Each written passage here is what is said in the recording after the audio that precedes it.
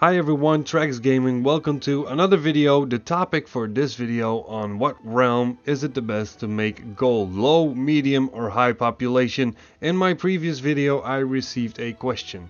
I think your guides are great stuff, maybe a little more info on medium population servers, though it seems to make all the difference price wise, and then the example. Now before we tackle this question, let's see the difference between low, medium and high population. First, let's open up the website realmpop.com. The website gives you an overview of the amount of characters to every server. Notice that it says the amount of characters. It doesn't say active characters. It doesn't say this much max level characters. It doesn't say that. It also doesn't say how many characters are bound to one account. So it doesn't say how many active accounts are playing on that server, just to keep in mind when you are looking at numbers as such. Being on a European server, well, that's where I'm heading towards. If you like to view US realms, just do so in the opening screen. It doesn't have an option for Oceanic and then the Asian servers. It doesn't have that. Now let's take a look at my server, Darkspear. Population 266,000, but it's linked with Sarfang and Terrakar. And seen in the list, the total is already added up to the same amount on every different server. When you click on your server or on one that's linked together, it says on top that it's connected with these servers, so if you're not sure, it helps you out a little bit. Then down below you also see some pie graphs that shows you the relationship between factions, gender, race and class. Now faction is somewhat important when you're playing PvP rounds. You see a lot of questions on the Battle.net forums like which PvP is dominated by Horde or Alliance, or which one is the best to join to have a relative balanced PvP. So this can come in handy if you're looking to do so. Looking on the realm list and the population on the servers, it will give you a bit of an idea on when a server is considered being high, mid or low population. If anyone knows the exact number for when a server is what, please let me know. Assuming from the numbers that I saw, I would say a low population server has up to 350,000 characters, medium populations are between 350 and 550,000, and high population starts from 550,000 characters. Back to our question, more info on medium pop servers. So since I'm on a low population server, let's try and figure out the relationship between population, auctions and prices, just to try and understand what is going on. So if a low population server has less people farming, there will be less items on the auction house. Less auctions means more demand. More demand would give higher prices. But then fewer people on the server would mean lower demand, which means more items per player, so a lower price.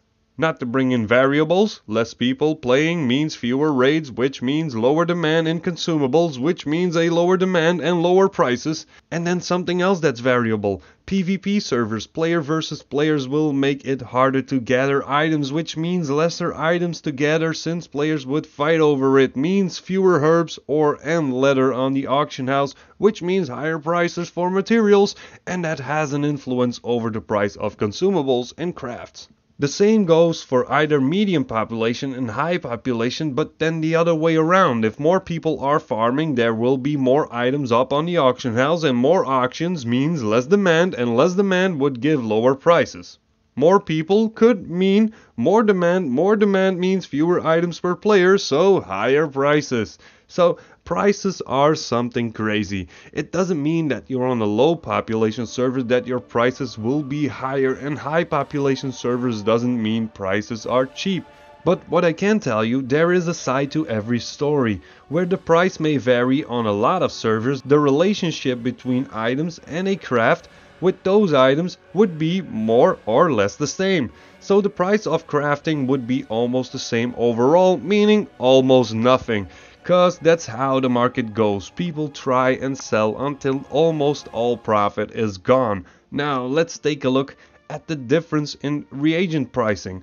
Let's bring back our server list, but this time in combination with the Undermine journal, and let's take a common reagent like Ephraim. Trying to bring in the average per population, you could say that the average price per population will provide you a curve that looks a little like this. This goes the same for very much every item. But then, let's say 1% of a population on a server is doing transmog farming. And let's say that server has 100,000 players. That means that 1,000 players have the chance to find the same item. If 1% of a 500,000 player server are doing the same transmog farm, then that means 5,000 players have the chance to find the same item, making the items of a low population server more rare than on a high population server, and so therefore also more expensive. The only problem, good luck finding a buyer on a low population server, cause there wouldn't be as many candidates to buy that auction from you. So not being able to find a specific reason to answer your question, I would say to monitor the auction house in terms of prices, or use the Undermine journal. Most items spike up when a new patch is released, so try building up your farming to that point. Obliterum is that one weird item that is very dependable about what players are on your server and how many alts one player has. Also, how much that player would consider to invest in a new character, because upgrading your item level is not so hard with the Broken Shore. Just remember that the price is being influenced by the quantity available on your auction house. You monitor the quantity of the items that you can create and or are able to farm to decide the best possible moment to sell them. But the problem seems the higher the population, the more likely the prices on your server will be lower. The other problem then, the lower your population, the fewer candidates to buy your items. So just to round up with the example, I see the price of Obliterum falling again after a week and a half, where it was as high as 9,000 gold each for a while. It was wonderful. Last check, it's now 1,800 gold. Now if you look at the date where this spike happens, you can clearly see that it's the release of a new patch. So I would say build up to a patch release or find yourself a cheap way to make Obliterum Ash and therefore Obliterum. Yeah, I know at a lower price, but 9,000 gold is kind of ridiculous. Only people that are desperate to buy 9,000 gold Obliterums are not prepared or very desperate. But if you have a cheap way to make Obliterum, then you can also sell them cheaper and don't feel so bad for it being that low price. So I'm leaving you with something to think about and some homework to use the Undermine journal again and take a peek into realmpop.com. And also with what would be a possible new catchphrase: economics is a very, very strange thing. And that's it for the video. Thanks for watching. Don't forget to leave a... Well, you know what to do. See you next time. Happy gold hunting.